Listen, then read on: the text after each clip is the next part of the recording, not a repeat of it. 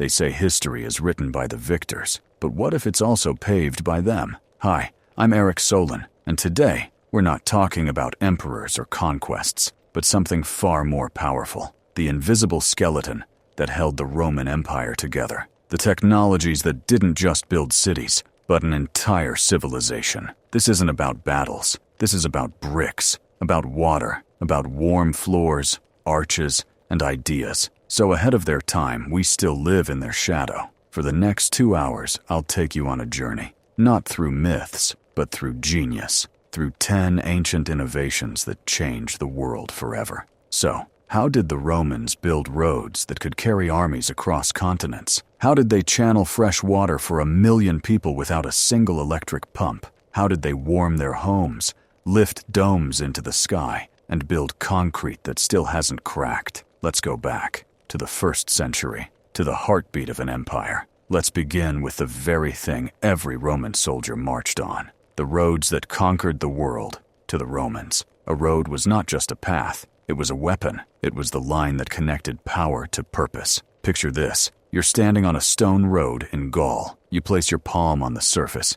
It's warm, solid, quiet. But this stone once thundered with legions, traitors, chariots, and messages, all racing back to Rome. Via. That's what they called their roads. And they didn't build them for beauty. They built them to last forever. They started with a survey, not with satellites or drones, but with a tool called the groma, held by trained engineers called agrimensores. With nothing but rods, ropes, and a sense of angles, they mapped lines so straight that modern highways still follow their path. Once the line was drawn, the real work began. Step 1. Dig, 3 feet deep, sometimes more. They cut through hills, forests, even mountains, not around them. At the base, they laid statumen, hand-sized stones for drainage. Above that, rudus, a layer of broken stones mixed with lime. Then, nucleus, gravel, ash, and sand, all packed tight. Finally, the summum dorsum, the crown, large, flat paving stones, carefully fitted together, sometimes even cemented, angled to drain water to the sides. Result? A road so strong that it could carry 30,000 soldiers, so durable that you can still walk on it today. But here's the secret. It wasn't just strength. It was speed. These roads allowed legions to march 25 miles a day, rain or shine, in an empire where rebellion could spark anywhere. In Britain, in Judea, in the Alps, this mobility was power. A governor sends a letter. A rebellion flares. A legion is deployed, all made possible because of this invisible network underfoot. Rome didn't just conquer land, it connected it. And there's one more thing. They measured every mile with a milestone, carved from stone, marked with the emperor's name, and placed precisely every 1,000 paces. Each a bank. Nay was a message. You are in the empire now. Aqueducts, Rome's water. Miracle. When we think of ancient civilizations, we imagine dust, thirst, crowds around wells. But Rome flowed. Fresh water, cold, clean, constant, gushed into fountains, public baths, villas, latrines, gardens, not just for the rich, but for everyone. And it didn't come from magic. It came from math, from stone, from vision. This is the story of the aqueducts, the veins of Rome. It began in 312 BC with the Aqua Appia, the first Roman aqueduct, built mostly underground, a marvel of tunnels, stone channels, and gravitational precision. But that was only the beginning. By the time of the empire, there were 11 major aqueducts flowing into the capital, carrying over 300 million gallons of water every single day. No pumps, no electricity, just gravity and genius. So how did they do it? First, the Romans found a source, high in the hills, often miles from the city. Springs, rivers, sometimes lakes. From there, they designed a route, not the shortest, but the most precise. The water had to flow downhill, just a little, not too steep, not too flat. The ideal gradient? Just 1 in 4,800. That's a slope of only 1 foot per 4,800 feet, almost invisible to the eye. Get it wrong, and the water would slow, stagnate, or flood. Get it right, and it would sing. They cut through hills. They tunneled through rock. They built bridges, soaring arcades of stone like the Pont du Gard in Gaul, still standing today. Each arch was a masterpiece, not just beautiful, but mathematical, engineered to distribute weight perfectly. while carrying thousands of tons of flowing water above. Inside these aqueducts was a secret ingredient, opus signinum, a special Roman waterproof cement made from crushed tiles and lime, smoothed to perfection. It lined the channels, preventing leaks, erosion, and contamination. They even added aeration shafts, settling tanks, and distribution towers to regulate the pressure and purify the flow. Some aqueducts ran 50 miles or more, with only a few feet of drop from start to finish. That's not plumbing, that's precision. But where did the water go? Everywhere. Into castella, huge stone cisterns that sat like water banks throughout the city. From there, smaller lead or clay pipes brought it to fountains, public basins, private homes, baths, even public toilets, where running water flushed waste away. It was the world's first city-scale sanitation system, and the result? A city of over 1 million people in the 1st century AD, with better access to fresh water than many cities have today. And here's what's wild. Some aqueducts still work. 2,000 years later, in places like Segovia and Nimes, Roman water still flows. The aqueducts weren't just infrastructure. They were identity. They were Rome's promise. We bring civilization. Wherever the legions marched, aqueducts followed. Not just swords, but stone rivers. Because to Rome, water wasn't a luxury. It was a right. Concrete, the immortal stone. There's something strange that happens when you walk through the ruins of Rome. You run your hand over a wall that's been standing for 2,000 years. Weathered, cracked, scorched by centuries of sun, rain, frost, and still there, still solid. Now look at a modern parking garage, built in 1985, condemned in 2015, torn down by 2020. So here's the question. How did the Romans make concrete that lasts millennia, while ours crumbles in decades? This is the forgotten formula, the silent cornerstone of the empire, a recipe lost, then rediscovered, molecule by molecule. Let's start at the beginning. Roman concrete wasn't called concrete. They called it opus cementitium, cement work. And they didn't pour it into metal molds or truck it in by the ton. They made it by hand, on site, in layers, like baking a cake with volcanic ash and river stones. And it all began with the discovery of pozzolana, the volcanic dust found near Pozzuoli in the Bay of Naples. This wasn't just any ash. Pozzolana had a rare property. When mixed with water and lime, it hardened, not just by drying, but through a chemical reaction. This was different from Greek mortar, which relied on heat to set. Roman concrete cured underwater. Let me say that again. They made concrete. That hardened under the sea, and they used it to build things no one else dared attempt. Harbors, breakwaters, lighthouses, bridges, structures exposed to salt, waves, wind, and time, and yet still standing. Take the Portus Julius, Rome's ancient naval base, built in 37 BC. Parts of its submerged foundations still exist. Compare that to modern concrete piers, which begin cracking within 50 years. So what made Roman concrete immortal? The secret is in the mix. Traditional modern concrete uses Portland cement, sand, gravel, and water. Roman concrete used lime, calcium oxide, volcanic ash, pozzolana,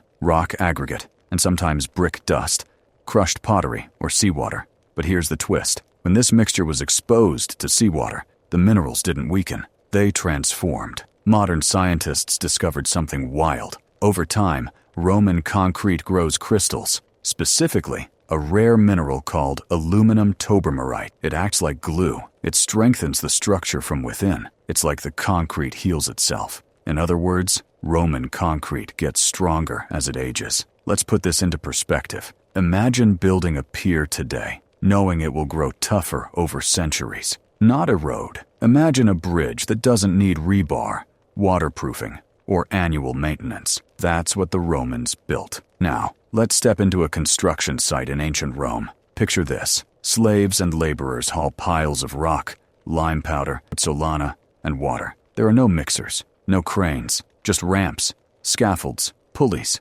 Builders stack stone or brick forms, like hollow walls, and pour the concrete between them, layer by layer. They call this technique opus cementitium. For the next few hours, teams work fast to blend and fill. Lime, ash, aggregate, mix, dump, tamp, and level. Then it cures, slowly, over weeks. It's not pretty. but it's strong, and inside, it's alive, reacting, binding, crystallizing for decades. They use this method to build everything. The Pantheon's dome, still the largest unreinforced concrete dome in the world. The Colosseum's vaults, apartment blocks in Rome's crowded tenement districts, foundations for temples and palaces and roads, cisterns, drains, even military forts in far-flung provinces. But the crown jewel of Roman concrete, the Pantheon, built in 126 AD under Emperor Hadrian. The dome is 43 meters wide, exactly the same as its height from floor to oculus. It's mathematically perfect, and it's not supported by steel or timber or buttresses. It's concrete,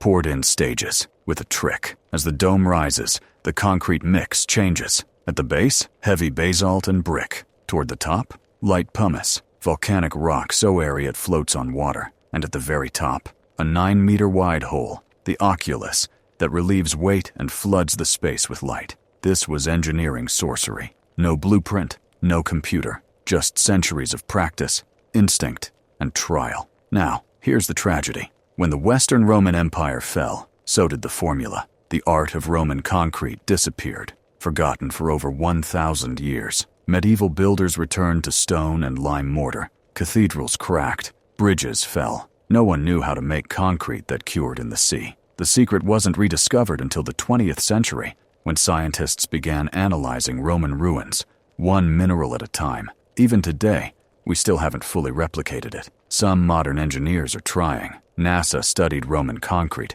for building lunar and Martian structures. Eco-builders want to revive pozzolana-based mixes that absorb CO2 instead of emitting it. Because modern cement? It's responsible for 8% of global carbon emissions. Roman concrete? It uses less energy, lasts longer, and gets stronger with age. Maybe the future is buried in the past. The arch that changed the world. When I was a boy, I remember walking beneath a Roman arch for the first time. It wasn't part of a palace or a cathedral. It was standing alone, in the middle of nowhere, crumbling, weathered, forgotten, but still there. It made me stop, not because of its beauty, but because I suddenly realized something. This wasn't built to impress, it was built to last. And in that moment, I understood what the Romans had truly given the world. Not just monuments, but a new way to shape space itself. Let me take you back. Long before concrete, before highways and aqueducts, there was the arch, a simple curve, a perfect tension, a structure so powerful it could hold up a mountain, with gravity as its ally. But here's what's incredible. The Romans didn't invent the arch. Mesopotamians used it. The Etruscans too, Rome's northern neighbors. They built archways from massive block, stacked together like puzzle pieces. But Rome? Rome didn't just use the arch.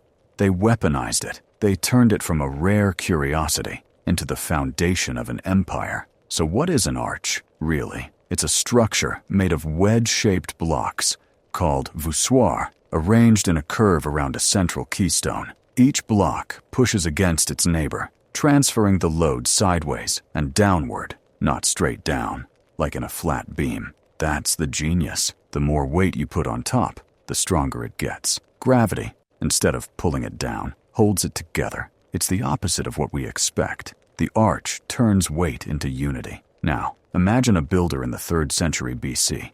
No rebar, no steel, no blueprints. He stacks the voussoirs on a wooden scaffold, places the final keystone at the top, then pulls out the wooden frame. The arch stands, and it keeps standing for centuries. But here's where the Romans went further. They combined the arch with concrete, and that changed everything. Most ancient builders used post and lintel systems, 2 vertical columns, 1 horizontal beam. It worked, but it had limits. You couldn't span wide spaces. The beams cracked, the stones sagged. But with an arch, you could build higher, wider, and stronger, with less material. The Romans realized this early. By the 2nd century BC, they were already experimenting. Bridges with repeating arches, gates that stood free without walls, vaults, rows of arches joined together, forming long tunnels of strength. Let me paint you a picture. Imagine you're approaching a Roman city. You see a massive structure,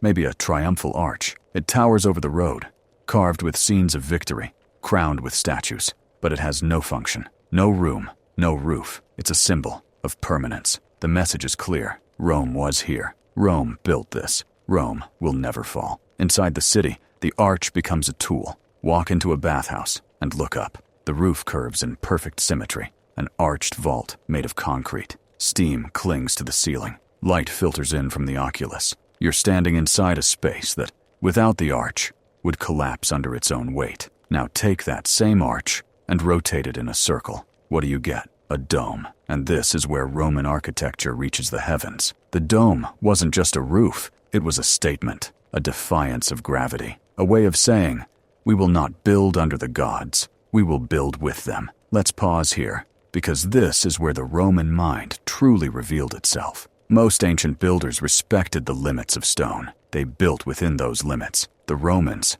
rewrote them. They didn't just build domes. They built the largest dome the world had ever seen, and it's still there. Part 2. The Pantheon, Dome of the Gods. If there is one building that captures the mind of every architect, every engineer, every lover of beauty and structure, it's the Pantheon. Not because it's tall, not because it's old, but because it does something no building had ever done before, and almost none have done since. It holds up the sky with nothing but stone, concrete, and genius. Let's go back to the year 126 AD. Emperor Hadrian is on the throne, a builder emperor, a thinker, a man obsessed with merging Roman power and Greek perfection. And in the heart of Rome, something rises, a building like no other. It doesn't just copy Greek temples. It surpasses them. It doesn't shout with columns. It whispers with curves. This is the new temple, to all gods. Not Jupiter, not Mars, all of them,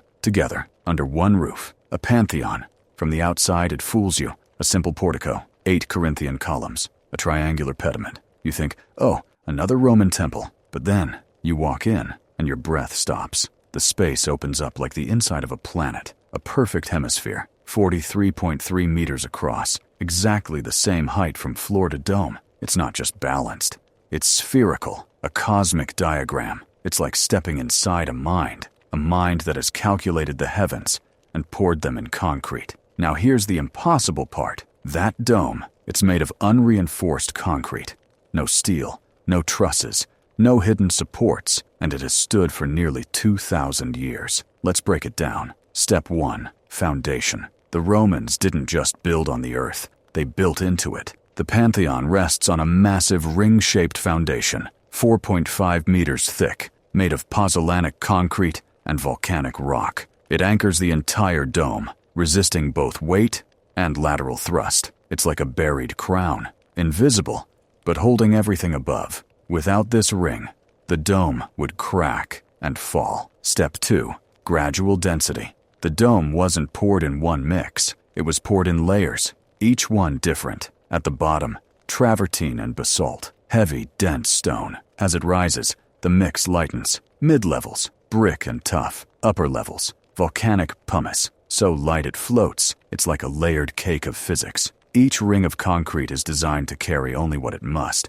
and no more. This alone reduces the stress at the base by over 50%. Step 3. Hidden chambers. Now look closely at the ceiling. You'll see squares, hundreds of them, carved into the concrete. These are coffers. Decorative? Sure, but also structural. They remove weight without weakening the dome. Each coffer is a small subtraction, an act of architectural subtraction, keeping the shape but reducing the strain. And the result? An 1,800-ton ceiling that acts like it weighs half that. Step 4.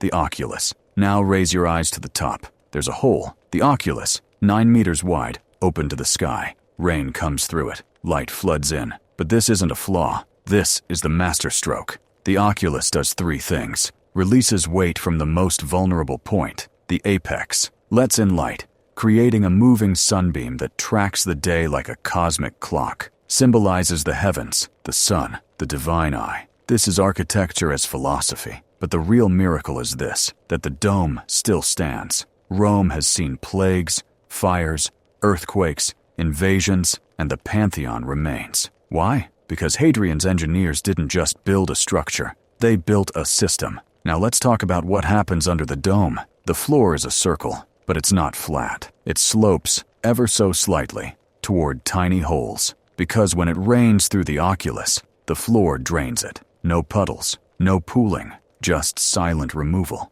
A feedback loop of stone. Even the floor listens to the sky. So who designed this? We don't know. Hadrian likely had his hand in it, but the name of the chief architect is lost. All that's left is the building itself, the greatest unreinforced concrete dome on Earth, still used, still admired, still unexplained in parts. And here's what's wild. We can't fully replicate it today. Modern engineers can't easily pour a 43-meter concrete dome without reinforcement. The Roman method, pozzolanic ash, slow curing, structural layering, is alien to our techniques. They used less to do more. They understood mass, compression, time, and they left us a clue, carved into every stone. Agrippa Olafkos Turdivum Fecit. Marcus Agrippa, son of Lucius, built this during his third consulate, but Agrippa's version burned down. This version is Hadrian's, and he didn't put his name on it. He let the dome speak for itself.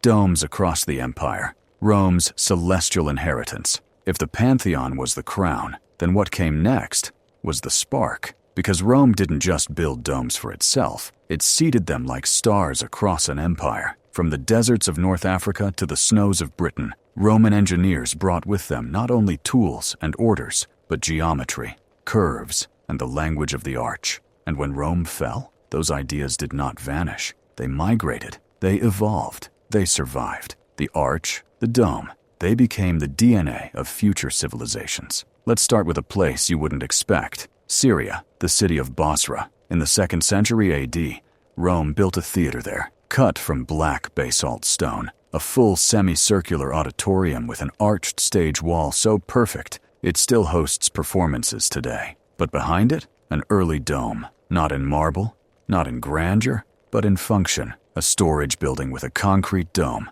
built to withstand desert heat, sandstorms, and time. Small? Yes, but the idea was there. Even in the empire's frontier, the dome was considered essential. Now travel west, to Tunisia. In ancient Carthage, Roman architects built cisterns with vaulted roofs, arch after arch after arch, forming a long tunnel of strength to protect the water supply. Some of these vaults still stand, weather-beaten, empty, but intact. Again, function over form, but underneath that, elegant precision. Head north to Trier in modern-day Germany. Here, the Basilica of Constantine stands with its massive arched ceiling, 30 meters high, uninterrupted by columns. Built around 310 AD, it is a testament to the vaulting mastery of late Rome. Simple brickwork, but a spatial philosophy that would echo into Gothic cathedrals 1,000 years later. But the real inheritance, it passed into the hands of a new empire, not Roman, but Byzantine.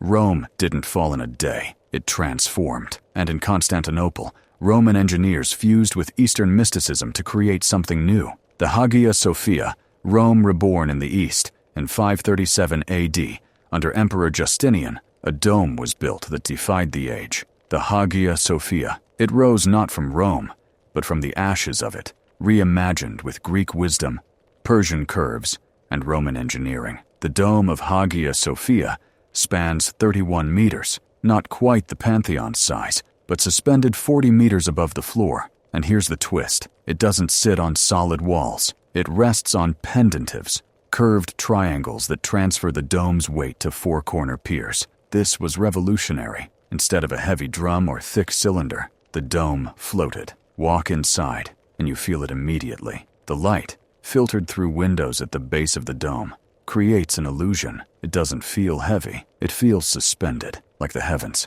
drawn down to earth. Justinian himself is said to have whispered, "Solomon, I have outdone thee," but he hadn't. He had continued Rome's legacy, because Hagia Sophia is Rome, version 2.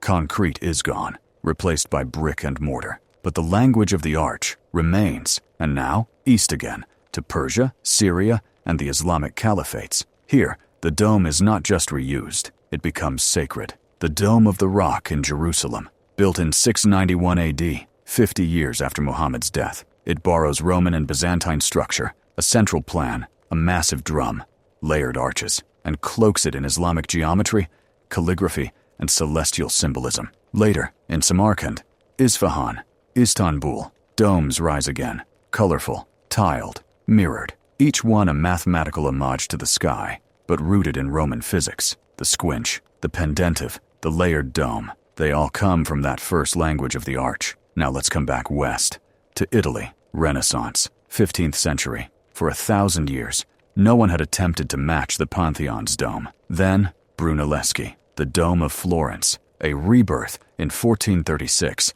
Filippo Brunelleschi completes the Dome of Santa Maria del Fiore, the Cathedral of Florence. It is a marvel, 45 meters wide, 91 meters high, built with no wooden centering. Like the Pantheon, he designs interlocking rings, a herringbone pattern, and internal walkways, all inspired by Roman methods. How did he know this? He studied the Pantheon. He measured it, sketched it, lived inside its math. He brought back the lost science, and with it, he launched the Renaissance. But Rome's domes don't stop there. They echo into St. Peter's Basilica, Michelangelo's masterpiece, the U.S. Capitol building, the British Museum, the Reichstag, the Library of Congress, modern planetariums, train stations, embassies, and stadiums. Anywhere a nation wants to feel grand, timeless, and centered, it reaches for the dome, and every one of them owes a silent debt to Rome. Because the arch and the dome weren't just tools, they were ideas,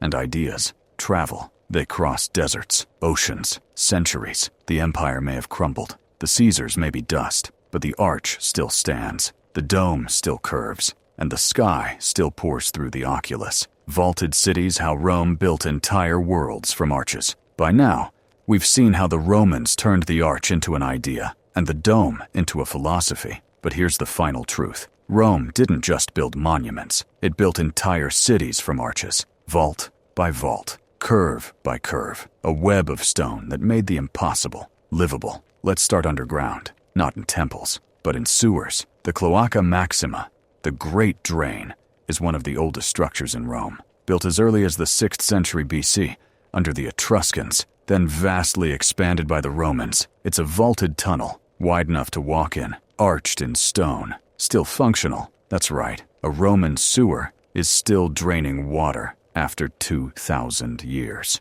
Why does that matter? Because when you arch a ceiling underground, you prevent collapse. You create space in the earth that resists weight from above. No beams, no supports, just tension, gravity, and the ancient mathematics of curve. Now go above ground. Step into a Roman bathhouse. You're not just entering a building. You're entering a system of domes, half domes, barrel vaults, and groin vaults, all choreographed into a cathedral of heat, water, and air. Let's walk through one together. The Roman bathhouse, architecture in motion. You step into the apoditerium, the changing room, vaulted ceiling, mosaics, echoing footsteps. Next, the tepidarium, warm air, lit from above by clear-story windows. Domed ceiling traps heat gently, curving like a soft shell over your head. Then the caldarium, the hot room. Steam coils around your body. Under your feet, the Hypocaust system, a floor raised on stone piers. Channels heat from a furnace.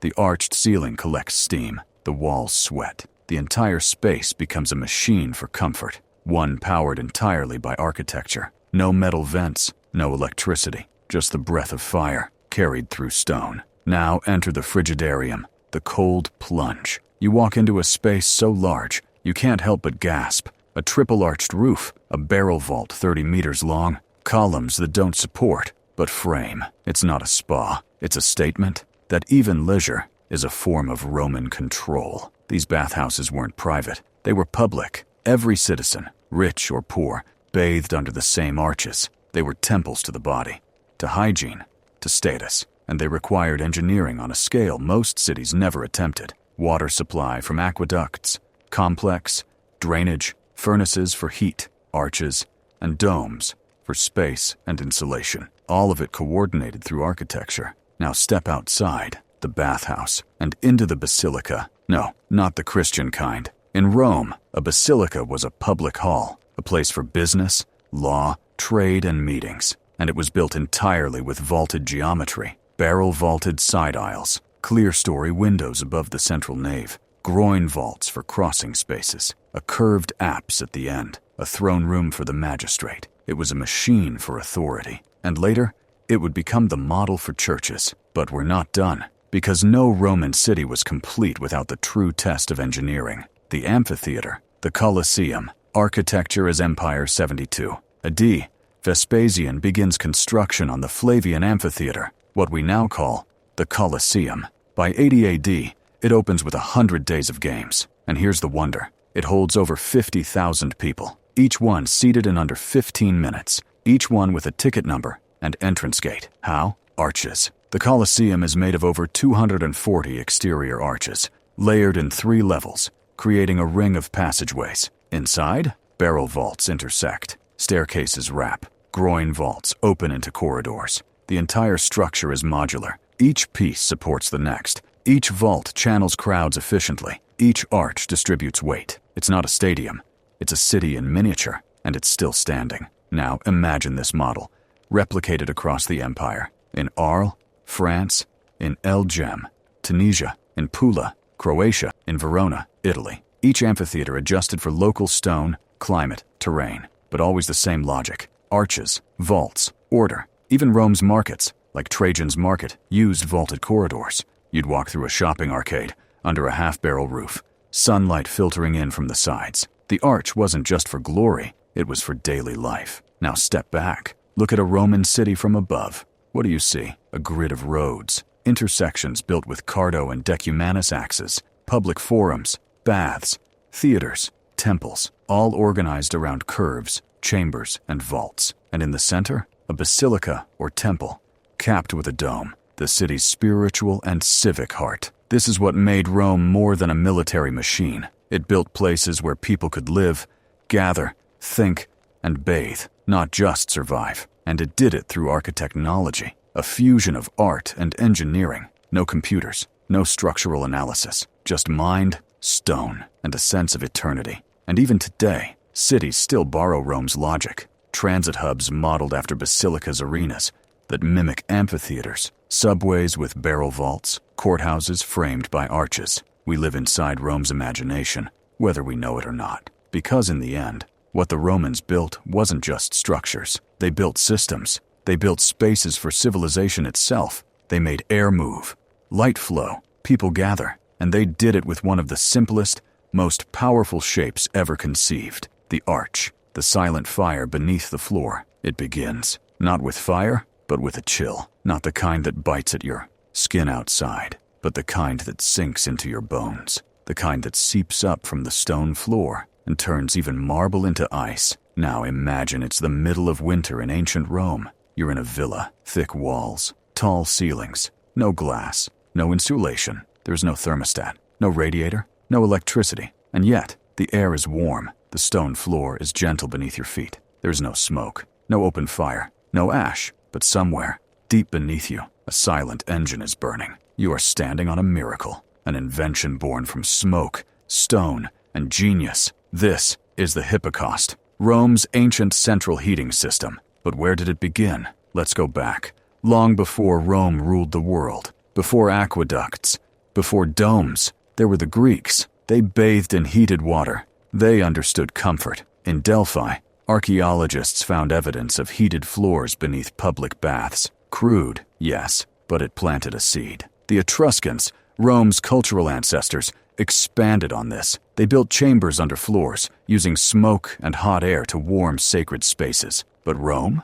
Rome didn't just copy. Rome engineered. It turned that primitive fire pit into a complex system, a machine of stone and flame. And at the center of it was the Hypocaust. So what was it? Let's break it down. The Hypocaust was a sub-floor furnace system designed to heat rooms from beneath. Here's how it worked. A room, or series of rooms, was built on pillars, raising the floor 60 to 90 centimeters. Between those pillars, a fire was lit in a furnace chamber called the praefurnium, usually located outside the main room. The fire's heat and its smoke flowed beneath the floor into the empty crawl space. Hot gases were then funneled up through hollow bricks or chimneys in the walls. The result? A circulation of radiant heat, warming the floors, walls, and even the air, all without direct flame or open smoke. It was central heating, before central heating existed. Now step into a Roman bathhouse, the most common place where hypocausts were installed. You remove your clothes. The marble floor is warm. You walk through rooms of rising temperature. Tepidarium, the warm room. Caldarium, the hot room. Laconicum, the dry sauna, all of them, heated from below. No smoke, no burning wood inside, just the hum of hot air beneath your feet. The walls radiate. The floor pulses with comfort. You don't feel like you're in the 1st century. You feel like you've stepped into the future. Now here's the genius. This wasn't a luxury for emperors only. Yes, elite villas used hypocausts, but public bathhouses in cities across the empire were built with them too. In Pompeii, you can still see the hollow pili stacks. In Bath, England, the stone columns of the subfloor chambers remain. In Trier, Timgad, and Ephesus, full systems survive, like fossilized HVAC units. The Hypocaust wasn't just an invention, it was infrastructure. But the engineering goes deeper, because hot air doesn't flow on its own. The Romans had to master air pressure, draft control, and material science. They built flues, clay pipes hidden inside the walls, that carried smoke upward. They used terracotta box tiles, called tubuli, which channeled heat up through vertical cavities, distributing warmth evenly. These walls didn't just contain heat, they participated in it. They were thermal batteries, absorbing energy and releasing it long after the fire burned out. Now let's talk about the Prefernium, the furnace itself. It was placed outside the heated rooms, at a lower elevation. Why? Because heat rises, and the Romans knew that by placing the source below and beside the building, they could feed the Hypocaust naturally. Slaves, often called stokery, were assigned to manage the fire. All day long, they shoveled wood, stoked coals, and maintained the temperature. A good stoker was worth gold. He didn't just manage fire, he managed comfort. And then there's the floor. Oh, the floor. The floor of a Hypocaust room was more than just surface.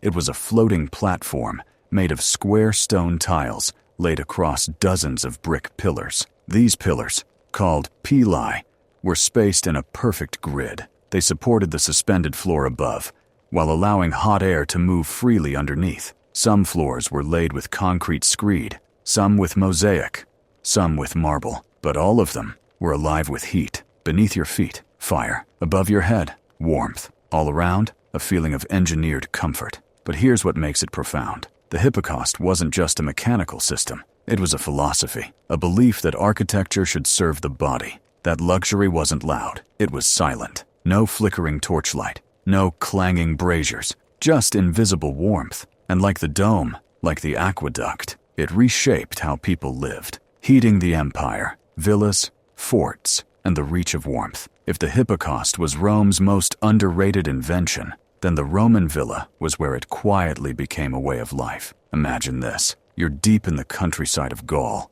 miles from the city, surrounded by hills and farmland. The wind howls outside. Snow drifts along the roof tiles, but inside, it's warm. The floors hum softly with heat. The walls breathe gentle warmth, and beneath it all, in a hidden chamber near the outer wall, a fire roars. Welcome to the Hypocaust Villa. Let's step into the Villa Rustica, the Roman country estate. Built for landowners and elites, these estates weren't just agricultural hubs. They were expressions of power, culture, and comfort. And at the heart of their winter luxury, a private Hypocaust. The setup mirrored the bathhouse, suspended floors, held up by pili Prefernia, built off the side of the main complex tubuli inside the walls for vertical heat flow rooms, oriented to maximize sun in the morning and heat retention at night. But here's where it gets interesting. These weren't just hot rooms for bathing. They were bedrooms, libraries, dining rooms, all engineered to hold heat and silence. No hearth smoke, no drafty stone, just invisible climate control. Let's zoom in to one of the best preserved examples, the villa at Fishbourne in Britain. Yes, Britain, a cold, damp island far from the Mediterranean sun. And yet, under this villa, we find one of the largest Hypocaust systems ever excavated. More than 100 rooms, mosaic floors, multiple furnaces, private and public heated spaces. This was central heating in southern England in the 1st century AD. It proved something critical. Rome didn't just bring roads and laws to the provinces. It brought warmth. Even in the wild northern frontiers, the Hypocaust followed. In Hadrian's Wall, stretching across the width of Britain, archaeologists have uncovered military bathhouses, each with its own Hypocaust, and not just for generals, even soldiers, living on the edge of the known world.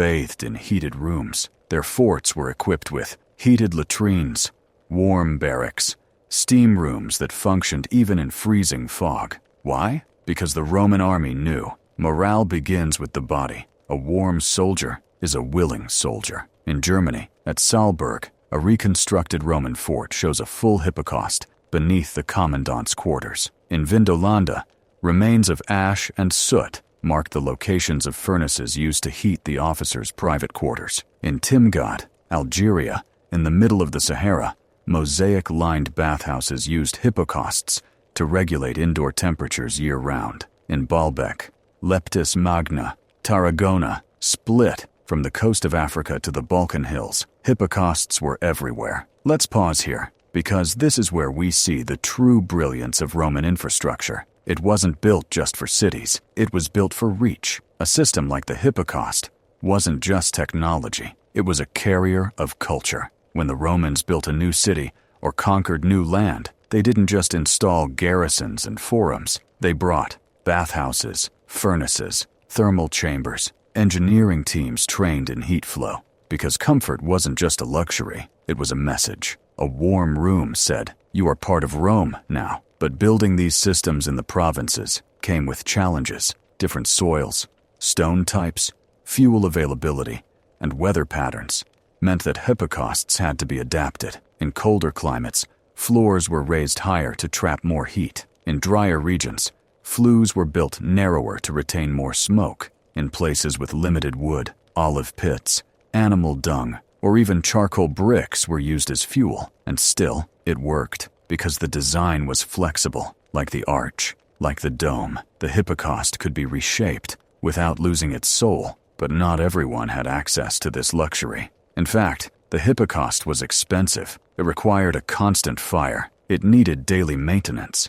It depended on teams of slaves or laborers to operate. And worst of all, it could catch fire itself. Many systems were under-insulated, especially in villas, and if the subfloor overheated, the room above could be damaged, or worse, collapse. Which means the Romans didn't just need engineers, they needed thermal specialists, people who understood how heat moved through space. Yes, Rome had heat technicians. They were part stoker, part builder, part alchemist. They read the color of the smoke, the sound of the furnace, the cracks in the tile, like doctors reading a patient's pulse. And still, despite the cost, despite the risks, the Hypocaust spread because it represented more than just warmth. It represented progress. It was a defiance of nature, a claim that human hands could master climate from within stone. Part 3. The ritual of heat. Baths, status, and daily life. The Hypocaust wasn't just a machine. It was a ritual. It wasn't just about staying warm. It was about how you lived, how you moved through space, how you prepared for the day, how you defined yourself in a Roman world. And for millions of people across the empire, that ritual began in the baths. Let's start with a simple truth. In the Roman Empire, bathing was not private. It was public. It was daily. It was social. And it was powered, invisibly, by the Hypocaust. So picture this. You're a Roman citizen, maybe a merchant, a lawyer, a soldier on leave. It's the 3rd hour after sunrise, and your business is done for the day. Now comes the real event, a visit to the Thermae. You arrive at a massive complex. Columns, statues, courtyards, marble, gardens. Inside, you step into a flow, a choreographed journey through heat, water, and architecture. Apoditerium, the changing room. You undress, place your clothes in a niche. Maybe a slave guards it. Tepidarium, the warm room. Here, your body adjusts. The air is gentle. Your pores open. Caldarium, the hot room. Steam thickens. The floor is hot beneath your sandals. You oil your body. Scrape it clean with a strigil. Sweat pours out. Frigidarium, the cold plunge. You dive into icy water. Your muscles tighten. You gasp, then rise renewed. And finally, you rest. Maybe under a portico. Maybe with wine. Maybe with gossip. But here's what makes it extraordinary. Every step of that journey was powered by a Hypocaust. Every temperature change, every transition from cool marble to hot tile, every bead of condensation on the wall, all of it was engineered, carefully, by men who understood fire, air, and stone. The bath wasn't just a place to clean yourself. It was the Roman living room, gym, library, barbershop, and social media feed, all rolled into one. You networked, you debated politics, you gossiped, you struck business deals, and everyone was there. Senators, craftsmen, gladiators, freedmen, foreigners, even emperors. The Thermae was the most democratic space in Rome, and at its heart was the technology of heat. Now think about the scale. The baths of Caracalla in Rome could host up to 2,600 bathers at once. The baths of Diocletian? Over 3,000. Multiple caldaria, zens of furnaces, a staff of hundreds to manage heat, air, water, smoke, ash, and yet, to the people using it, it felt effortless. The heat just was. Let's break it down. The furnaces were placed on the periphery to keep smoke and noise away. Each hot room had its own prefurnium, staffed with stocheri. Rooms were zoned by temperature, heated in sequence. Subfloors were cleaned regularly to remove soot, ash, vermin. Chimneys were built to create a stack effect, drawing smoke up and heat forward. Slaves trained in thermal reading monitored every chamber. This was climate control, not with sensors, but with ears, eyes, and instinct. Now let's shift from public baths to private ritual. Because for the Roman elite, the Hypocaust wasn't just public, it was personal. In the Grand Domus, the aristocratic city home, heated rooms were signs of sophistication. In some homes, entire bathing suites were added. Balneum, a private bath.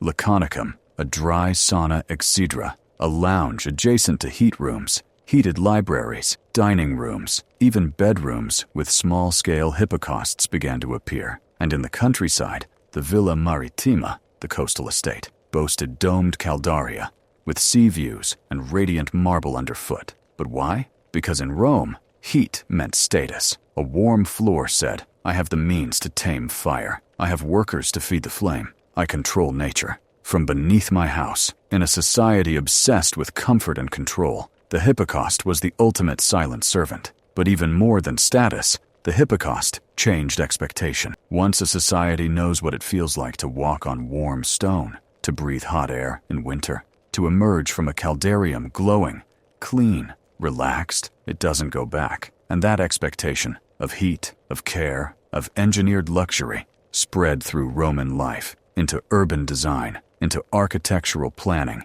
into daily rhythms. Just as aqueducts changed how people thought about water, the Hypocaust changed how they thought about comfort. It also changed health. Roman doctors began to prescribe bathing as treatment, to loosen joints, to treat skin conditions, to aid digestion, to manage melancholy. Medical tracts began to list which rooms should be heated and for how long. The line between architecture and therapy began to blur. The Hypocaust wasn't just fire, it was medicine. The long cold, how Rome's heating system vanished and came back.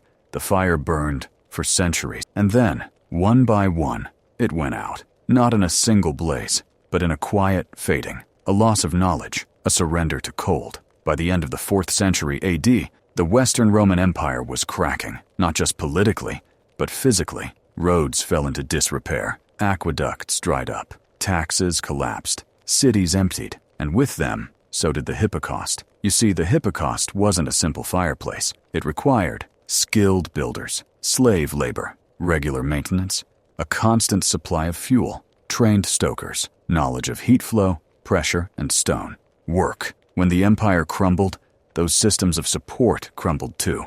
No empire, no infrastructure, no fire beneath the floor. In newly forming barbarian kingdoms, the Ostrogoths, the Visigoths, the Franks, the Hypocaust was seen as a luxury of the soft Roman world, a relic, an excess. They preferred open hearths, smoke-filled longhouses, and animal heat proximity, rough, simple survival. And so, one generation at a time, the knowledge of the Hypocaust slipped away. In the ruins of Roman bathhouses, moss grew. Furnaces became dens for animals. Mosaic floors collapsed into silence. Children played on the remnants of radiant tiles, never knowing they once held warmth. It wasn't just a technological loss, it was a cultural amnesia. And for over 1,000 years, Europe forgot that floors could be warm. Let that sink in. For a millennium, castles were built with massive fireplaces, but icy floors. Monasteries used braziers, but cloisters stayed frigid.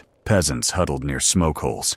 Kings dined in rooms so cold their breath steamed. Heat became something you chased, not something you designed, but not everywhere, because while the West forgot, the East remembered. Byzantine echoes and Eastern innovations. In the Byzantine Empire, centered in Constantinople, the legacy of Roman heating lived on in select bathhouses. Some Hypocaust systems remained active, repaired by guilds, funded by emperors, but the real spark traveled further, to the Islamic world. In the 8th and 9th centuries, the Umayyads, and later the Abbasids, inherited Roman cities in the Levant and North Africa, and they studied them. In places like Damascus, Cordoba, and Baghdad, scholars preserved Roman texts on engineering, medicine, and architecture, and from those ruins, they rebuilt a new kind of bathhouse, the hammam.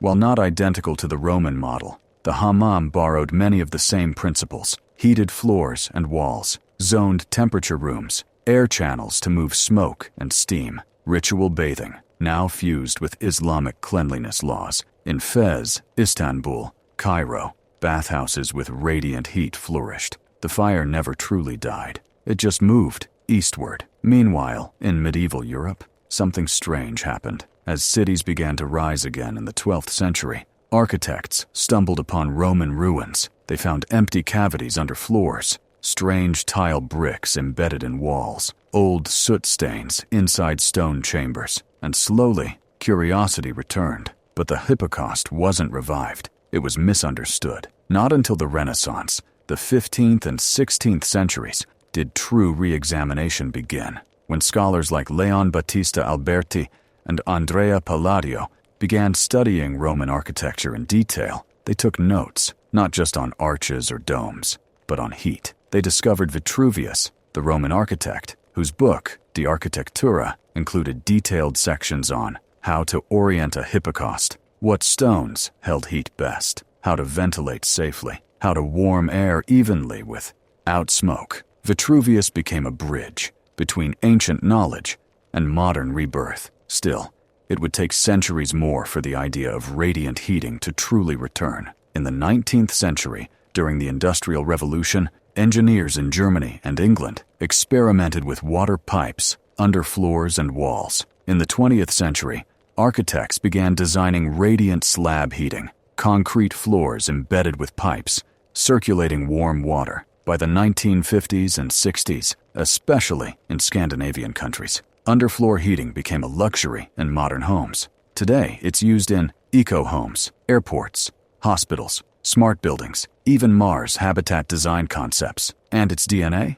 is Roman. When you walk into a house today, and the tile is warm beneath your socks, and the room has no vents, but feels perfect, you're standing in the reincarnation of the Hypocaust. Let's reflect for a moment. A fire beneath a floor 2,000 years ago, carried across empires, forgotten, buried, rediscovered, now heats your modern bathroom.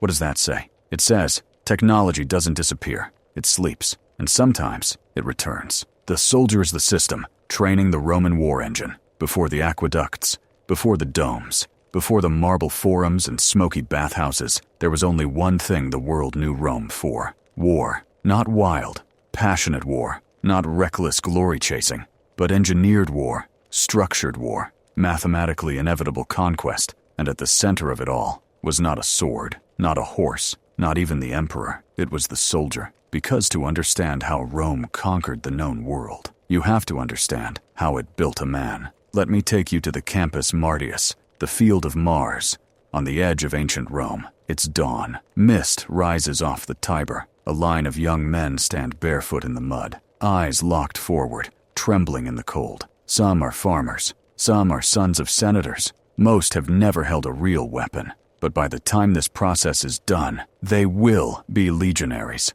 the deadliest force the world had ever seen. Here's the first secret of the Roman military. The soldier is not the product of blood. He is the product of training. From the earliest days of the Republic, Rome understood something most powers missed. Discipline wins more battles than bravery. So training wasn't just hard. It was brutal, deliberate, relentless. Every Roman recruit, called a tiro, began the same way. You were evaluated. Age, usually 17-20. Health, strict physical examination. Teeth, a full set meant strength. Hands, calloused.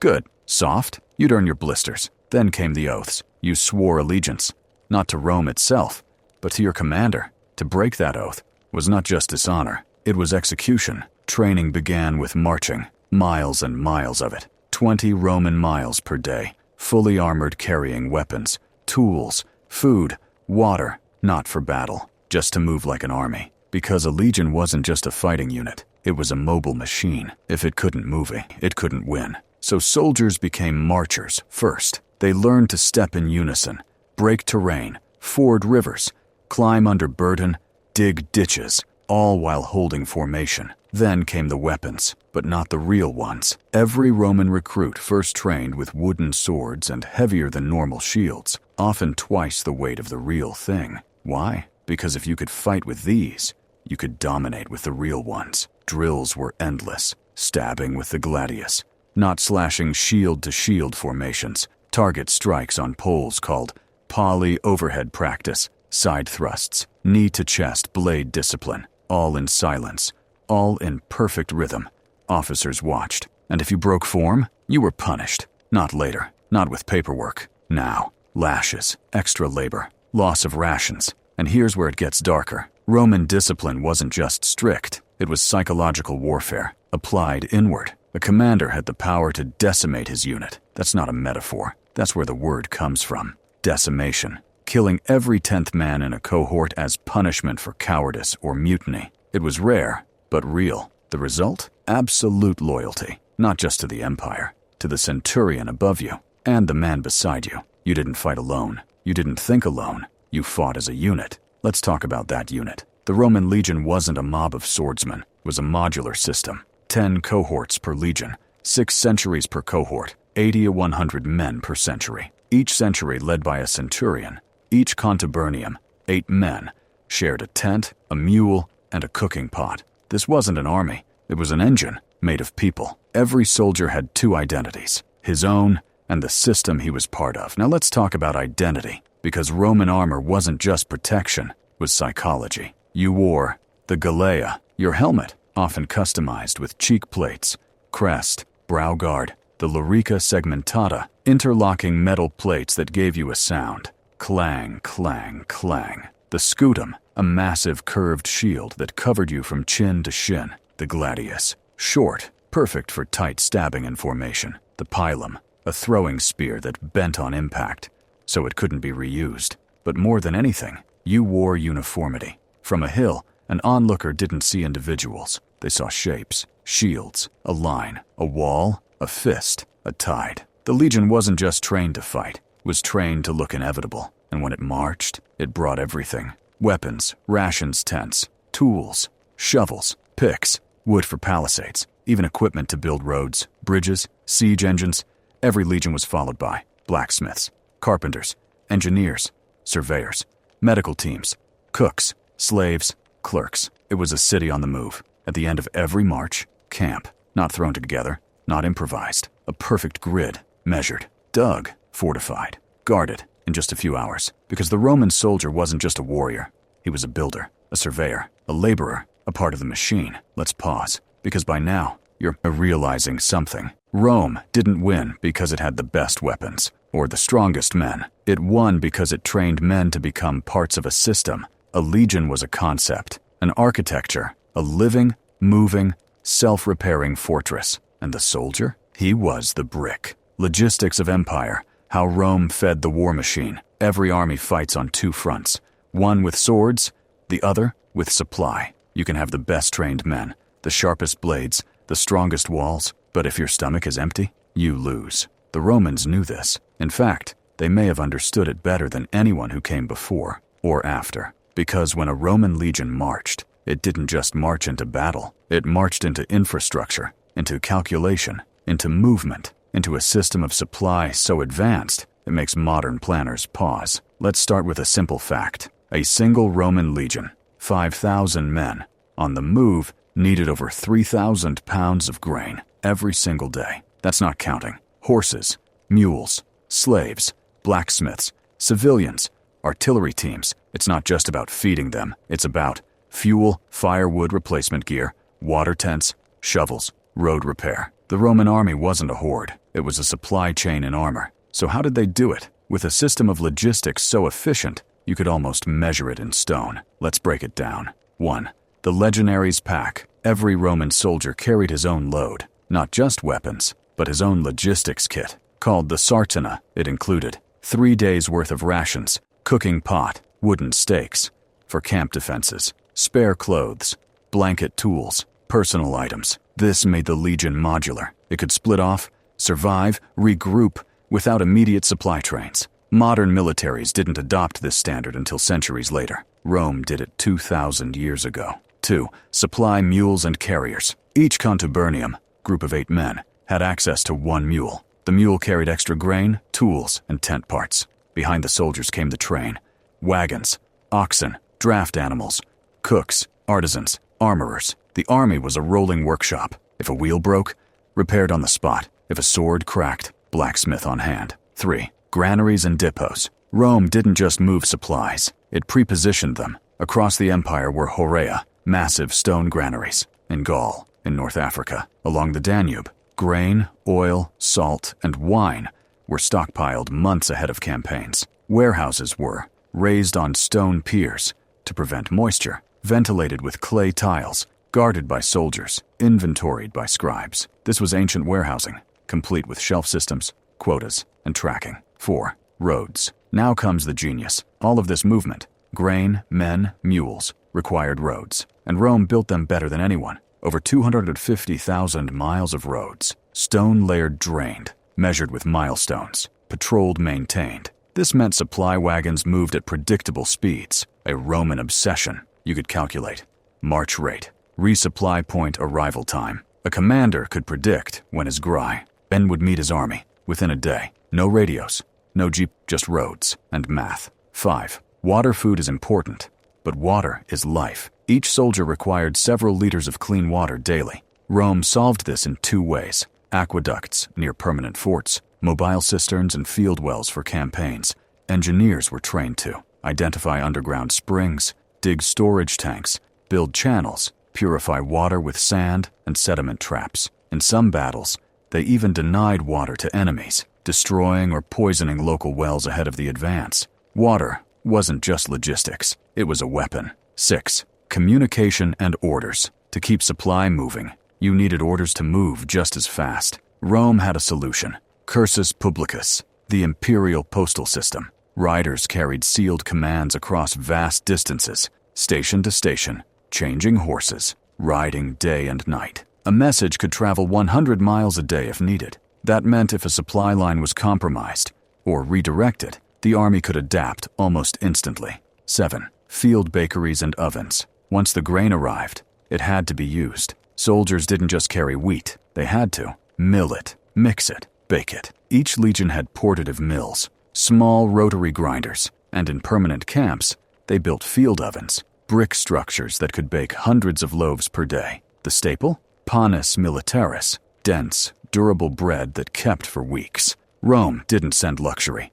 It sent calories. Dependable, simple, and vital. 8. Forging and supply repair. Roman armor was not disposable. It had to be maintained, sharpened, patched, mended. That meant mobile blacksmiths, leatherworkers, and armorers traveled with the army. They had bellows, hammers, iron stock, rivets, bronze scraps. Tools broke, replaced. Pilum bent, reforged.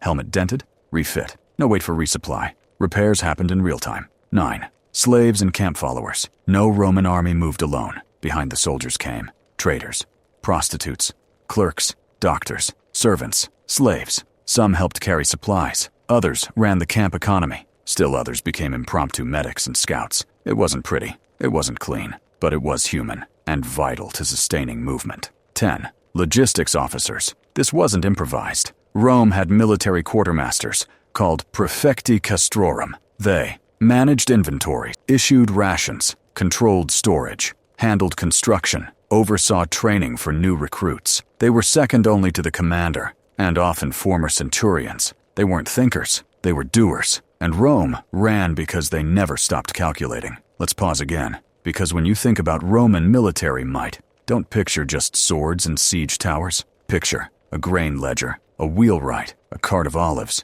a shovel, a bridge, a baker, a line of pack mules, a road that doesn't crack. Rome won wars not just by fighting, but by arriving ready. Battlefield engineering, building victory by hand. Some armies win by strategy. Some win by numbers.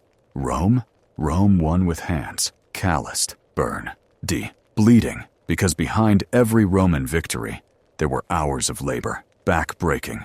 Sun-scorched. Precision labor. And it wasn't slaves doing the building. It was the soldiers themselves. The legionary didn't just fight. He built, and that made him more dangerous than any enemy sword. Let's start with something simple. You're on campaign, deep in hostile territory. You've marched 20 miles. It's late afternoon. What happens? Do the soldiers collapse in camp? No, they start building. The daily camp every night. A Roman army stopped to build a temporary fortress. That wasn't optional. It was doctrine. Every camp had a rectangular shape, a perimeter trench, fossa, an earthen rampart, agger, a wooden palisade, watchtowers, a central street grid, barracks areas, tent rows, command zone. Think about that. Every night, a mini-city, complete with defense, constructed in under 3 hours, then torn down the next morning. How? With discipline and design. Each soldier had assigned tools: shovel pickaxe, mattock, turf cutter, stakes, cohorts, rotated duties, diggers, carriers, builders, guards. Surveyors marked the layout. Centurions checked measurements. Prefecti issued materials. The same camp plan was used every time. That way, if soldiers woke in darkness or panic, they knew exactly where they were. It wasn't just shelter. It was psychological armor. But camps were just the beginning. Rome's real genius? It built on the battlefield. Let's go through the core elements of battlefield engineering that made Roman victories not just frequent, but inevitable. 1. Roads to war. Roman armies didn't rely on existing roads. They built their own, often as they marched. These weren't muddy trails. They were engineered, graded and drained, layered with gravel, stone, and sand, measured with precision, designed to last decades. That meant legions could move faster, move heavier equipment, maintain steady supply. Where other armies were bogged down, Rome moved like clockwork. 2. Bridge building. Need to cross a river? Rome didn't detour. It built a bridge. Timber, stone, or pontoon. They built with speed and stability. Julius Caesar once ordered his men to build a bridge across the Rhine River, nearly 1,000 feet long, and they did it in 10 days. No cranes, no blueprints, just muscle, math, and order. Then, when done, he dismantled it, not to retreat, but to prove he could return any time. That's psychological warfare, Roman style. 3. Fortification on the fly. Roman armies fortified. Camps, outposts, enemy approaches, hilltops, supply lines, and they did it fast. Ditches were dug in hours. Palisades were raised overnight. Siege lines were measured to the inch. At Alesia, Caesar's army built a 10-mile outer wall, a 14-mile inner wall, dozens of forts, towers, trenches, and booby traps, all in enemy territory. Surrounded, outnumbered, and still victorious, because they built before they bled. 4.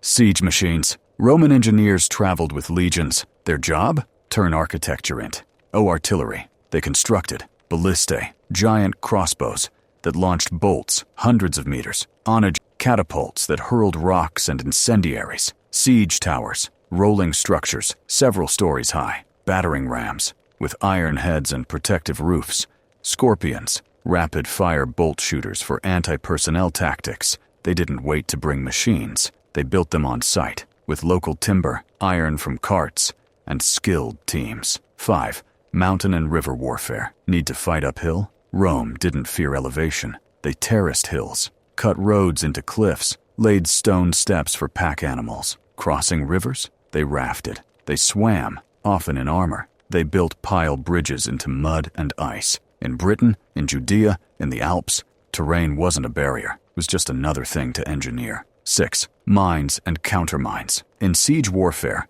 Romans dug tunnels beneath walls. They set fire to timbers below foundations, collapsing entire sections. If enemies dug back, they countermined, collapsing their shafts, flooding tunnels, smoking them out. Siege wasn't just brute force. It was intellectual combat, played in dirt and darkness. 7. Scaling walls and taking cities. Rome trained its men to fight in urban chaos. They built siege ramps from earth, created mobile shelters to protect approach teams, used testudo formations, shields locked overhead, to move under arrow fire. They breached gates, burned palisades, climbed ropes, ladders, towers, and once inside, they cleared buildings methodically, just like modern urban warfare. Rome was messy when it had to be, but it always had a plan. Let's step back, because this is where it all comes together. What made Rome terrifying wasn't rage, or passion, or fire in the eyes. It was the man with a pickaxe, the team laying stone, the soldier who dug a trench because he was told to, then filled it, then fought in it. Rome didn't wait for the battlefield. It built the battlefield. When the machine breaks, the decline and legacy of Roman warfare. Every machine has a breaking point. Even Rome, even the legion, even the system that conquered from Scotland to Syria, that crushed Carthage, that out-engineered the Greeks, that stared down the Parthians. Even that machine could break, not all at once, but piece by piece by piece. And when it did, the world changed. Let's rewind. By the 2nd century AD, Rome's army was at its absolute height. Nearly 30 legions, hundreds of auxiliary units, professionalized training, permanent frontier forts, an empire stretching 5,000 kilometers wide. It was no longer just an army. It was a civil service, a welfare program, a nation of men under arms. And that was the beginning of the problem. The professional army. Originally, Rome's soldiers were citizen farmers. They fought in short campaigns, then returned to the land. But as conquest expanded and borders grew, soldiers began to serve full-time. For 20, even 25 years, they stopped being farmers. They became career warriors. His professionalization brought strength, but also dependence. Now, the army didn't just fight for Rome. They were Rome. Loyalty to generals, not to Rome. Once legions became career jobs, soldiers began to shift their loyalty, not to the Senate, not to the Republic, but to the man who paid them. And that man was often their general. Julius Caesar, Marius, Sulla, Pompey. They marched not just with discipline, but personal allegiance. This led to civil war after civil war, because a legion wasn't just a tool, it was a lever of power. Economic stretch, feeding, paying, arming, and settling thousands of career soldiers across a vast empire. It wasn't cheap. By the 3rd century AD, soldiers demanded land grants, veterans needed pensions, generals expected bonuses for loyalty. The state debased currency to fund the army. Inflation soared. Grain shortages spread. Corruption increased. The machine still worked, but now it cost too much. Overextension. Rome's borders were never natural. They stretched across rivers, deserts, forests, with no real stopping point. To defend them, Rome needed forts, roads, bridges, supply lines, diplomacy, constant patrol. Eventually, the map outgrew the manpower. Frontiers were strained, raids increased, garrisons were undersupplied. The army was always everywhere and nowhere. Barbarian pressure and integration. Rome had always fought so-called barbarians, Germanic tribes, Parthians, Celts. But by the late Empire, things shifted. Rome began recruiting them. Germans served as cavalry. Goths filled auxiliary units. Non-citizens filled garrisons. It worked for a while, but these new troops had different loyalties. They didn't share Roman values. They didn't train the same way. They weren't part of the machine, not fully. Some became excellent soldiers. Others turned on the system that trained them. Internal decay, and then came bureaucracy. As the empire grew older, it became more administrative, more paper, more tax, more politics. Military leadership grew bloated. Generals who never fought. Promotions based on favor. Decisions delayed by red tape. The engine that once ran on fear and order now stuttered on indecision and complacency. Moments of collapse. In 378 AD, at the Battle of Adrianople, Rome was crushed by the Visigoths, a shocking defeat that exposed their vulnerability. In 410 AD, Rome was sacked for the first time in 800 years. By 476 AD, the last Western Roman emperor was deposed. The legions that once built walls across Britain, that marched to Egypt, that carried aqueducts across mountains, were gone, not in fire, but in fragmentation. And yet, the legacy, it never died. The Roman army lives on because even as the empire faded, its principles endured. Modern militaries today still echo Rome. Boot camp, modeled after Roman discipline. Modular units, like cohorts and centuries. Standard issue gear? Rome did it first. Roads and logistics? Still textbook. Battlefield engineering? Every combat engineer today is a debt to Roman sappers. Even the very idea of a professional standing army was made real by Rome. And in culture, the Roman soldier remains mythic. In films, in novels, in strategy games, in military textbooks, he is the model of order, toughness, precision, not because he conquered, but because he was built to last. Let's reflect. Rome built an army that was self-sufficient, modular, standardized, engineered for resilience, trained to function without needing to question. It was more than a force. It was a philosophy of control, applied to men, metal, and time. More than clean. Entering the world of Roman bathing. It begins with a scent. Not perfume, not incense, but heat. Stone, warmed by fire. Marble sweating with steam. Oil mingled with water. A hum of voices echoing in a vast hall of glass and tile. You're in Rome. You've finished your work. Your toga is dusty. Your skin clings to the day. And now, you step into something ancient, sacred, and utterly Roman. You step into the baths. Let's make one thing clear. In the Roman Empire, bathing was not a luxury. It was a necessity, a ritual, a daily act of citizenship. To bathe in Rome wasn't just about hygiene. It was about order, status, identity, and empire. Because when a Roman entered the Thermae, he wasn't just cleaning his body. He was stepping into a system of civic design. Let's take the journey, the way any Roman would. You're standing at the gates of the baths of Caracalla. Massive bronze doors, columns wider than tree trunks, statues of gods, a crowd of dozens, maybe hundreds, coming and going. You step inside. 1. Apoditerium, the changing room. First stop, the Apoditerium. It's cooler here. The floors are smooth, the walls lined with niches and benches. You find a place to sit, undress, fold your garments. A slave might wait nearby, or a hired attendant to guard your clothes. The room smells of oils, sweat, leather, and linen. Other bathers are chatting, stretching, oiling themselves. This isn't private. This is the beginning of public purification. You are exposed and equal. In the baths, all men shed their armor, literal and social. 2. Tepidarium, the warm room. You pass through a heavy curtain, and the air changes. Welcome to the tepidarium. The warmth wraps around you. Not hot, not cold. It calms your skin, opens your pores. The room is lit by clear-story windows high above. Mosaic floors glimmer underfoot. The walls are painted with nymphs, gods, vines. You lie on a bench of warm stone. A masseur begins rubbing oil into your back. The world disappears. This is where your body starts to reset. Muscles unclench. Breath deepens. Conversation flows in low tones. Business, gossip, philosophy. In this room, senators and slaves might nod at each other. A merchant and a poet might argue about Virgil. A soldier might close his eyes and remember silence. The tepidarium is the threshold. Next comes the fire. 3. Caldarium, the hot room. You enter the caldarium and it hit. At you. Steam, blinding, heavy, alive. You squint through the fog. Massive bronze basins of hot water stand on plinths. The floor is hot. You step carefully. The air is filled with the sound of dripping, hissing, sighing. You sit on a ledge. Another bather hands you a strigil, a curved metal scraper. You rub oil into your skin, then scrape. Dirt, sweat, dead skin, all gone. A slave pours warm water over your shoulders. It feels like mercy. The caldarium is more than a sauna. It's a spiritual furnace. Here, Roman men softened, purged their exhaustion, shed the outside world. This was not indulgence. It was maintenance. Just as a sword must be cleaned, so must a citizen. 4.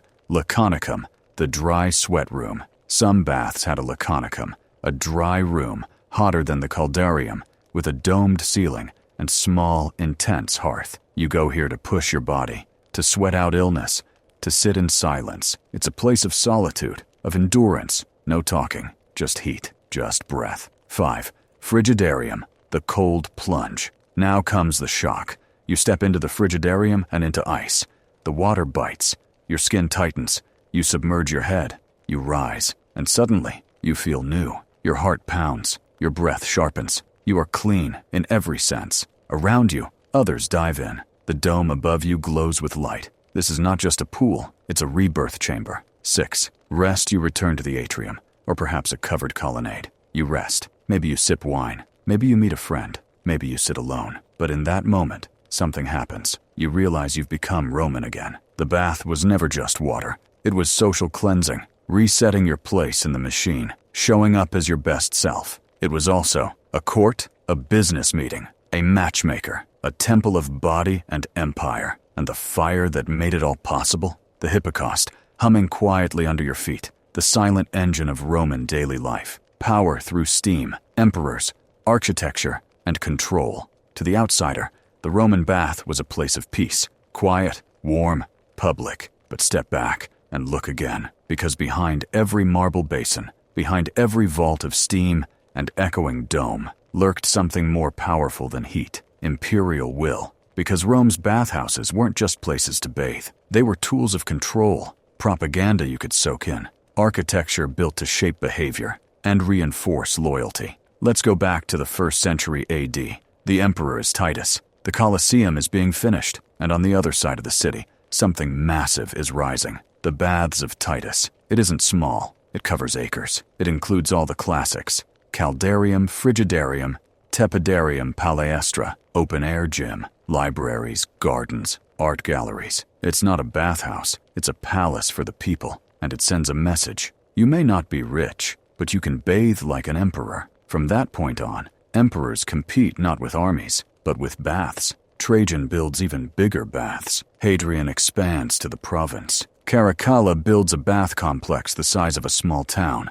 Diocletian doubles it. Why? Because the bathhouse was the most visited structure in Rome, more than temples, theaters, or markets. It was where the masses gathered, where news spread, where loyalty could be won or lost. To control the bathhouse was to control public morale, and the message was clear: you live in a cold world, but under Rome, you will be warm. Let's break down how this worked. 1. Architecture as seduction. Bathhouses were built with deliberate awe. Ceilings soared up to 35 meters. Domes rivaled temples. Floors were covered in imported marble. Mosaics glistened with gold, lapis, obsidian. Statues of gods, emperors, and heroes lined every corridor. The entire experience was designed to impress, disorient, and gratefulize. The message wasn't just, "You're clean." It was, "Only Rome can give you this." 2. Access for all. Control for few baths were public, yes, but they were organized by class. Entry was often free,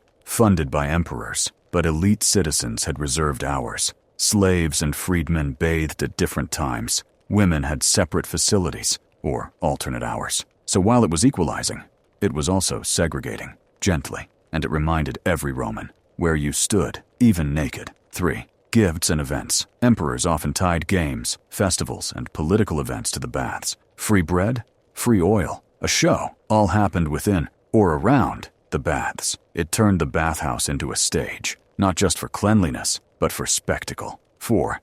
Imperial iconography. Inside the baths, you were surrounded by symbols, murals of the emperor slaying beasts, ceilings painted with gods, granting favor, sculptures of Rome, taming chaos, inscriptions praising imperial generosity. You didn't even realize it, but you were soaking in ideology. 5. Empire beyond Rome. Baths weren't just in the capital.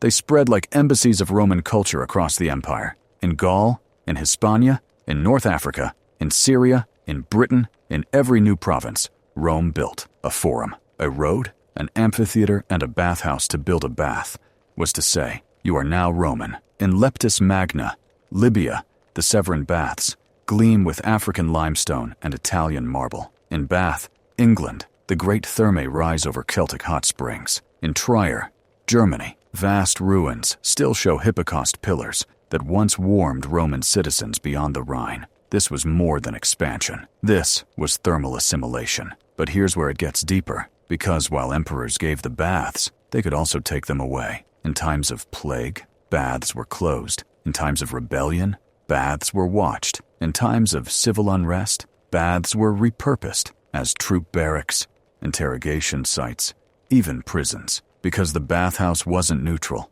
it was a pressure valve. Keep it open, the city stays calm. Shut it down, revolt. Let's pause, because this is why the Roman bathhouse is so radical. It's not just architecture.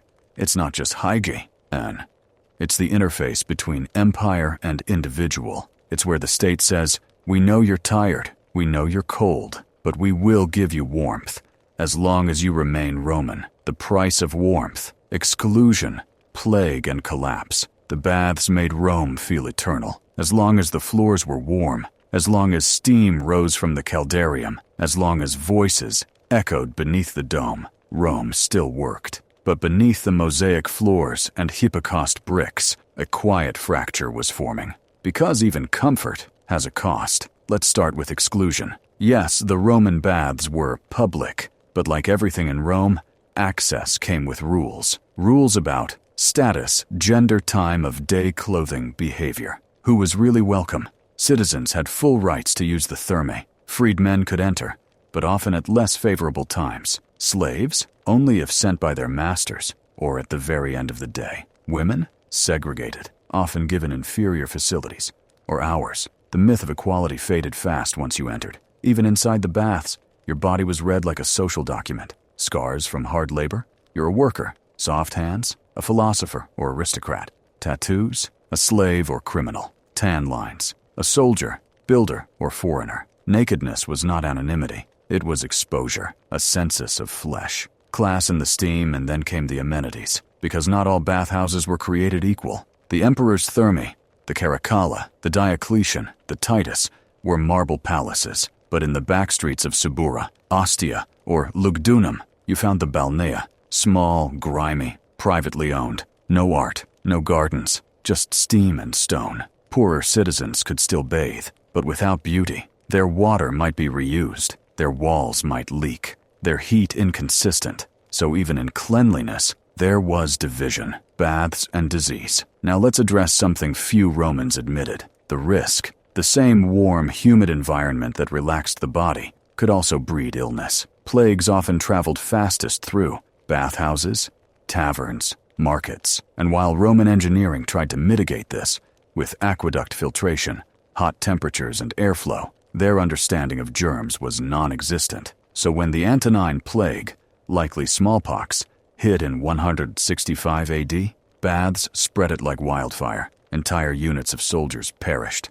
Cities emptied. Medical authors, like Galen, warned against communal air. Still, the baths stayed open, because Rome needed them. Social unrest and bathhouse violence. Baths were also flashpoints for tension, fights over class, insults exchanged in tight quarters, riots sparked by closures. One account from late antiquity describes a bather stabbed with a strigil during an argument over a spot in the frigidarium. As the empire weakened, the baths became places of paranoia, not peace. People watched their backs, brought guards, avoided certain hours. What was once a public sanctuary became a mirror of the city's decline. The baths go dark by the 5th century. Thing has changed. Rome was under siege, resources stretched thin. Aqueducts, the lifeblood of the baths, were cut. Goths, Vandals, and eventually Ostrogoths attacked the systems that sustained Roman life. And when the water stopped, so did the fire. The Hypocausts went cold. The steam vanished. Mosaics cracked. Pipes froze and burst. Baths were abandoned. Some turned into stables, others into graveyards, some into churches, their domes repurposed for heaven, not heat. And with that collapse came a cultural shift. In the early Christian era, bathing became suspect. It was seen as pagan, sensual, unnecessary. A sign of vanity, public nudity was condemned. Communal bathing, discouraged. Medieval Europe forgot warmth. For nearly 1,000 years, there were no public baths on the Roman scale. People bathed infrequently. When they did, it was in barrels, rivers, or small tubs. The idea of daily purification, of social cleansing through heat, gone. What replaced it? Cold. Physically, yes, but culturally too. A colder world, a more rigid, more fearful world. And yet, the ruins remained. In Caracalla, the skeleton of the Caldarium still rises. In Trier, the subfloor Hypocaust still tells its story. In Bath, England, spring water still flows beneath Roman pavement. And in Istanbul, the hammams, descended from Byzantine and Roman thermae, still offer steam, oil, and silence. The idea never died. It just waited. The last warm room, rebirth of the Roman bath. The last fire faded. The last steam dissolved, and for centuries the Roman bathhouse was just stone, silent, empty, cracked open by weather and war, but not forgotten, because something that perfect never really dies. It sleeps. Let's begin in the Renaissance, the 1400s, Florence, Rome, Padua. Europe is waking up. Architects rediscover Vitruvius. Scholars walk through ruins, sketch columns, measure domes, and what do they find? Baths, vaults carved from a different age, drainage systems, mosaic fragments, collapsed hypocausts, and slowly the question emerges: why did we stop bathing? The early revival. In Italy and France, early attempts at public baths reappear. They're small, crude, often connected to monasteries or hospitals, not grand like Caracalla, but functional. In Germany, hot springs like Baden-Baden regain popularity. In England, Roman-era bath is slowly excavated. Europe begins to remember the feeling, not just of water, but of restoration. Yet it wasn't until the 18th and 19th centuries that things truly changed. Doctors begin linking heat with circulation, steam with skin health, bathing with cleanliness and public hygiene. Suddenly, Roman ideas are modern medicine, and across Europe and the Americas, spa culture is born. From ruins to retreats, let's visit some places. Vichy, France. Aristocrats gather for hot springs and hydrotherapy. Bath, England. Georgian society flocks to soak in restored Roman waters. Budapest, Hungary. Ottoman and Roman designs mix. Hot rooms, domes, pools.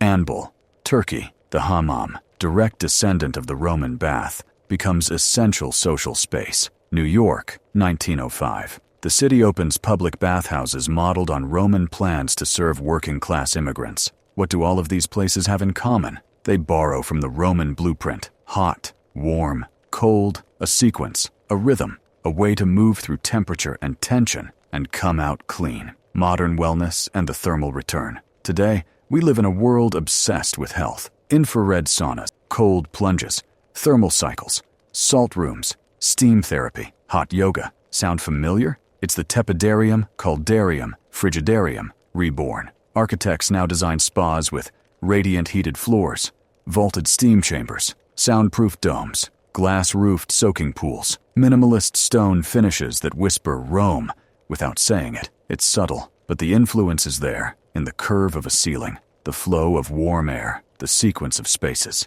The Roman bath wasn't just copied, it was translated, beyond spio culture. But here's where it goes deeper. The Roman bath wasn't about indulgence, it was about civic order, mental reset, shared ritual body awareness, quiet strength. Today, in a post-pandemic, overstimulated, stressed-out world, that model is more relevant than ever. Designers now ask, can buildings heal? Can warmth be a right, not a luxury? Can architecture nudge us toward ritual, not distraction? And in answering those questions, they rediscover the bathhouse, as future in Scandinavia. Architects use geothermal energy to heat public thermal parks. In Tokyo and Seoul, onsen and jjimjilbang mirror Roman sequences. In California and Iceland, tech workers and creatives are trading coffee shops for bathing sessions. Steam and silence, not screens. Even in Mars habitat designs, NASA engineers are considering water-based recovery rooms, because the most advanced future we can imagine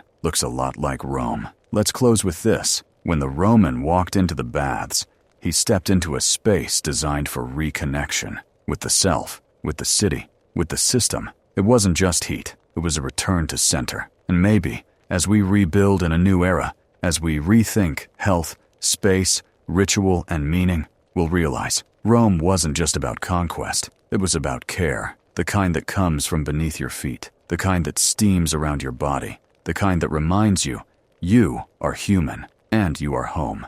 Roman roads, how stone paved the empire's power. It begins with a line, drawn in dust, measured in paces, staked by a surveyor, watched by the army. A line that will become a path that becomes a road that becomes an empire. This is how Rome conquered the world. Not with fire, not with legions alone, but with stone. Let's travel back to 312 BC. Rome is rising, not yet an empire, but already hungry. And one man, Appius Claudius Caecus, orders the construction of something new. A road, a real one. Straight, solid, engineered, connecting Rome to the south of Italy. That road would become known as the Via Appia, the Queen of Roads. It was the beginning of a network that would stretch over 250,000 miles and change history. The strategy of stone Roman roads were not just infrastructure, they were weapons. They allowed legions to march faster than any rival army, governors to enforce laws, merchants to move goods,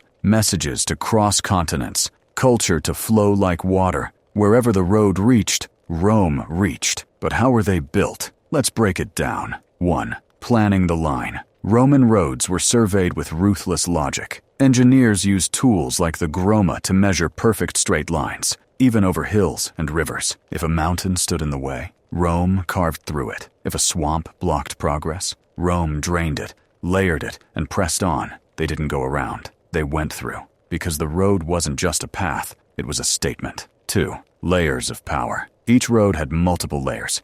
Statumen, a base of heavy stones. Rudus, crushed rock or gravel. Nucleus, fine cement and sand. Summum dorsum, large paving stones, fit like puzzle pieces. This made the roads durable. Some still exist today. Draining, curved for runoff. Fast, built for carts, hooves, and feet. Permanent, unlike dirt tracks or forest paths, was like laying a spine across a continent. 3. Milestones in managing time. Every Roman road was marked with milestones. One every 1,000 paces, about 0.92 modern miles. Each stone listed the name of the emperor, the road's builder, the distance to Rome. These weren't just signs. They were branding. Every step reminded you who ruled the land and how far you were from the heart of the world. 4.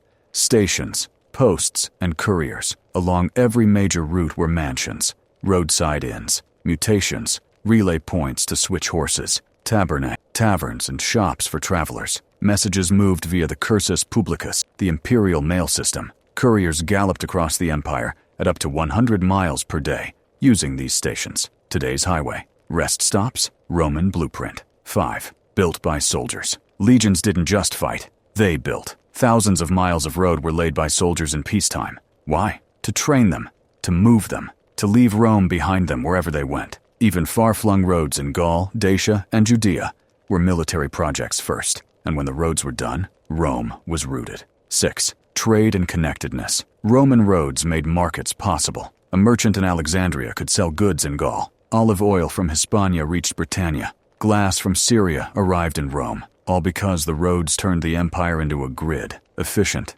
navigable, consistent. Globalization? It started with Rome. 7. Symbolism and control. The road was more than stone. It was psychological. A conquered people might lose a battle, but when they saw a road cut through their land, straight as an arrow, stamped with Roman milestones, trafficked by Roman boots, they knew Rome is here now. And he road was there to stay. 8. Roads to Rome. Ever heard the phrase, all roads lead to Rome? That wasn't a metaphor. It was engineering. The Miliarium Aureum, golden milestone, stood in the Roman Forum. All distances in the empire were measured from that point. From Africa, from Britain, from Armenia, from Gaul, every road led home. 9. What happened when Rome fell? When the Western Empire collapsed, the roads remained. They outlived the Caesars, outlived the Senate, outlived Latin. For centuries, travelers still used them. Kings marched on them. Pilgrims followed their lines to holy sites. Medieval cities formed where roads crossed.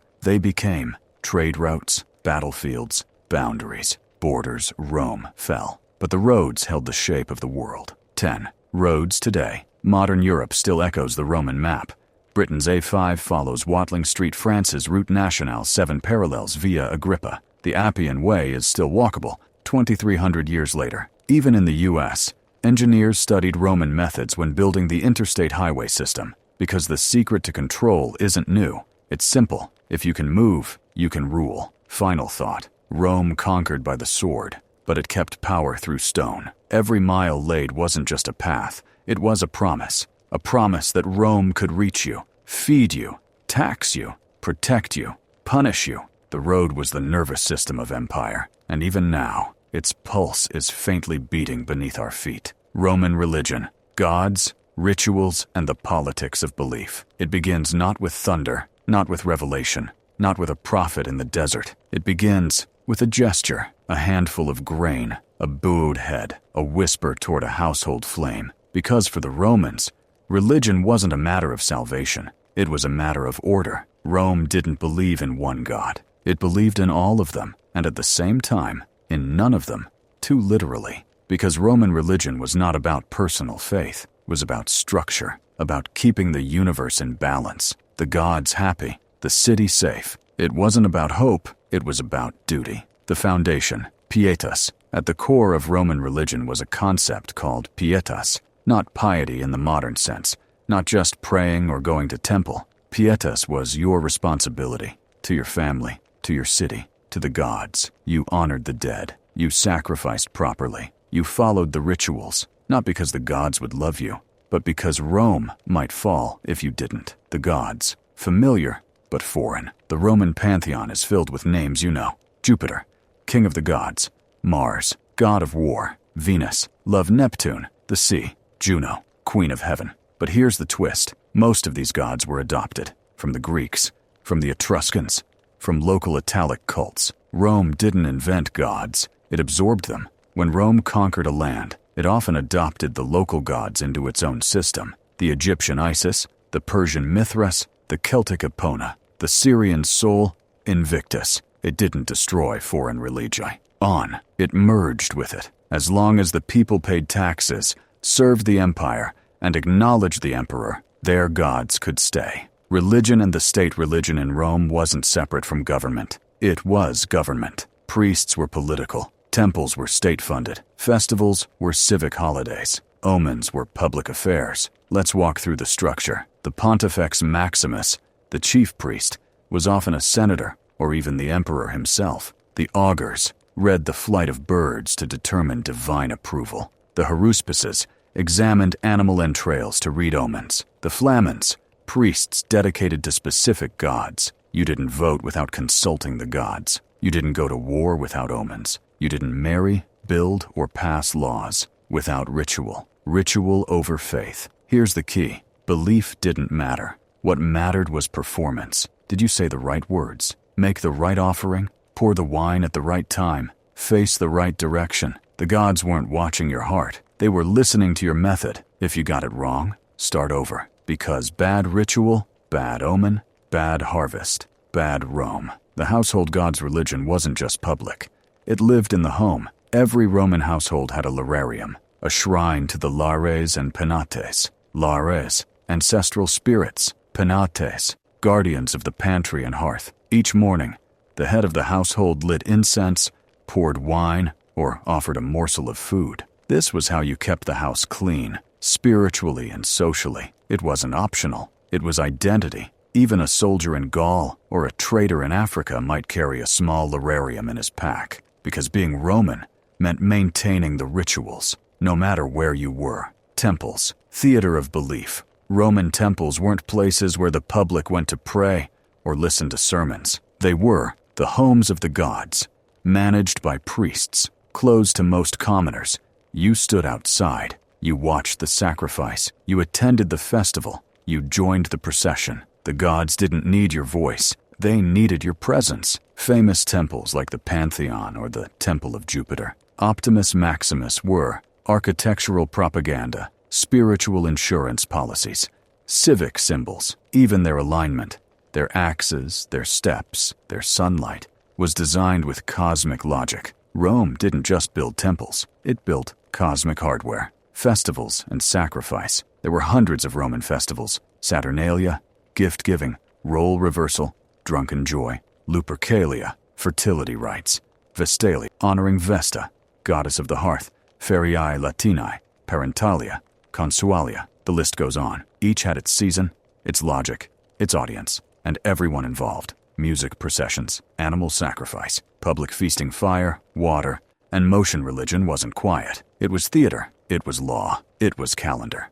The imperial cult. Now let's talk about something unique. The emperor as a god. In the early republic, no man could be divine. But after Julius Caesar was assassinated, as declared Divus Julius, the divine Julius, and his heir, Augustus, leaned into that idea. Temples to the emperor were built across the empire. Statues of emperors appeared alongside Jupiter and Mars. Offerings were made to the genius, the divine essence of the ruler. Why? Because worshipping the emperor wasn't about belief, it was about loyalty. To reject the imperial cult was to reject Rome itself. This is why Christians, who refused to make offerings to the emperor, were so dangerous to the system. It wasn't their god that scared Rome. It was their refusal to participate in the ritual. Decline and transformation. By the 3rd and 4th centuries AD, Roman religion began to shift. Eastern cults gained popularity.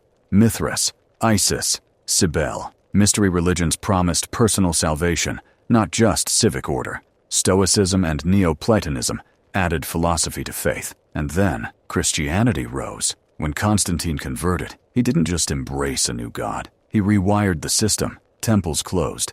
Churches opened. Pagan rituals faded. Slowly, then suddenly. By the late 4th century, the state religion of Rome was no longer Jupiter, it was Christ. What remains? But traces of Roman religion are everywhere. Our calendar still follows Roman feast days. Our planets are named after Roman gods. Our political systems echo their civic religion. Even church rituals, incense, robes, processions, borrow from the temples of Rome. The empire is gone, but the gestures remain. A moment of silence, a flame lit in darkness, a coin tossed into a fountain. All of it echoes the old system, because Rome didn't ask you to believe. It asked you to act. And 2,000 years later, we still do.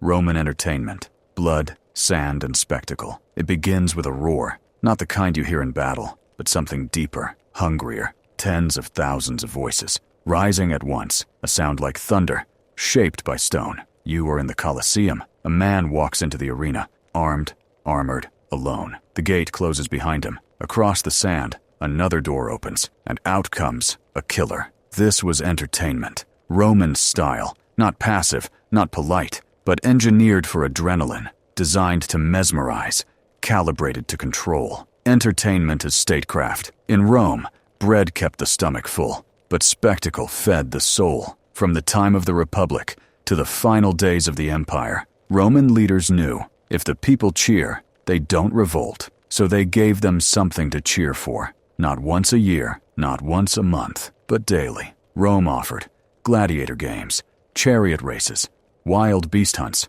public executions, mythical reenactments, flooded arenas with mock sea battles, and even live-action war simulations. This wasn't just sport, it was ritualized power. The Colosseum, engineering spectacle. Let's step inside the greatest theater of violence ever built. The Flavian Amphitheater, known today as the Colosseum, opened in 80 AD, seated over 50,000 spectators, 80 entrances, retractable awning system, underground tunnels for animals, slaves, and lifts water channels for staged naumachii, mock naval battles. This was the crown jewel of Roman entertainment, a stadium that could be cleared in minutes, filled again in hours, and host 100 days of games for a single imperial celebration. The seats were ranked by class, senators and priests in the front, equestrians, next citizens, by wealth and status, women and slaves up top, foreigners, and criminals outside. If at all, you could tell your social position just by where you sat. Now, the sand is swept clean, the drums begin, and through the gates come the stars of the show. Gladiators, death as performance. Gladiators were slaves, prisoners of war, criminals occasionally, volunteers. But once they stepped into the arena, they became heroes of flesh and blood. Some were specialists: murmillo, heavy armor; sword, rectangular shield; retiarius, net and trident; thriax, curved blade and crested helmet; secutor, designed to chase. Each had a fighting style, a visual identity, a fan base. They trained in ludi, gladiator schools run like boot camps. Diets were strict techniques, drilled daily injuries common. Death always close. But if they survived, they could win money, fame, even freedom. Some became celebrities, their graffiti etched into city walls, their names chanted, their deaths mourned. But here's the truth: most matches did not end in death. Why? Because gladiators were investments. They were too valuable to waste casually. Only when a match was truly brutal or symbolic would the final decision fall to the editor, the game's sponsor, often the emperor. And when the crowd called for blood, Paulus verso, the turned thumb, meant death. Venationes, hunts in the arena, gladiators weren't the only blood sport. Enter the venatio, wild beast hunts staged in massive arenas, lions from Africa, tigers from the east, bears from Gaul, crocodiles, leopards, elephants, all shipped across continents. Trained hunters, or bestiarii, fought them, sometimes armed, sometimes not. Sometimes it wasn't a fight at all. Prisoners were thrown in, criminals, slaves, dissenters, fed to beasts for public execution. Wasn't just punishment, it was message. Rome doesn't forgive. Executions as entertainment at midday, when the crowd grew restless. Executions were held, sometimes quick, sometimes theatrical. A man burned alive, another crucified, still another tied to a post as a lion approached. To the crowd, it was justice. To the state, it was deterrence. To the condemned, it was a lesson in fear, taught to thousands. Myths brought to life. In the later empire, Rome pushed the boundaries of spectacle. Myths weren't just told, they were staged. A condemned man might be dressed as Icarus, launched from a platform and fall to his death, or play Prometheus, chained as a real eagle tore at him. The line between fiction and punishment blurred. The Circus Maximus, racing into madness. Now shift your eyes to another structure. Old, bigger, louder. The Circus Maximus, seated over 150,000 people, spanned over 2,000 feet long. Home to Rome's most popular sport, chariot racing. 4 teams, red, white, blue, green, competed for glory. Charioteers were slaves, freedmen, occasionally wealthy risk-takers. But win enough races, you became richer than senators. Some racers won thousands of races. Others died dragged behind wreckage.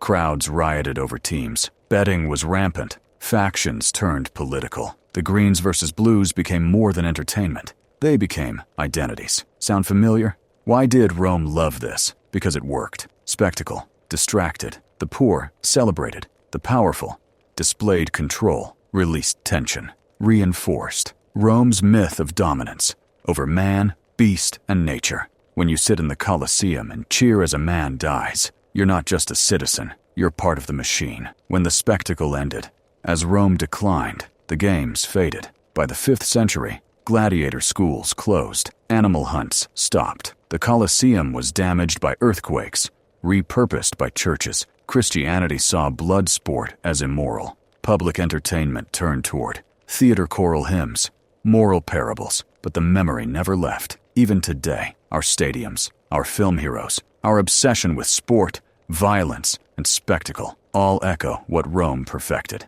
Final thought. The Roman arena was more than blood, more than sand. It was a mirror. It showed Rome who it was and who it feared becoming. In every cheer, a distraction. In every death, a reminder. In every spectacle, a sacrifice. Because when you entertain with violence, you don't just please the people, you own them. The law, the fall, and the echo of Rome. It ends quietly, not with flames, not with a single sword through a single throat, but with a silence, a garrison unpaid, a shipment that never arrives, a tax collector who flees his post, a wall unguarded, a boy, born Roman, who never learns what that means. But to understand the fall, we must first understand the structure. Because Rome didn't last 1,000 years through conquest alone. It lasted because it built something stronger than armies. It built law, the invisible empire. At its peak, the Roman Empire held over 60 million people. Different languages,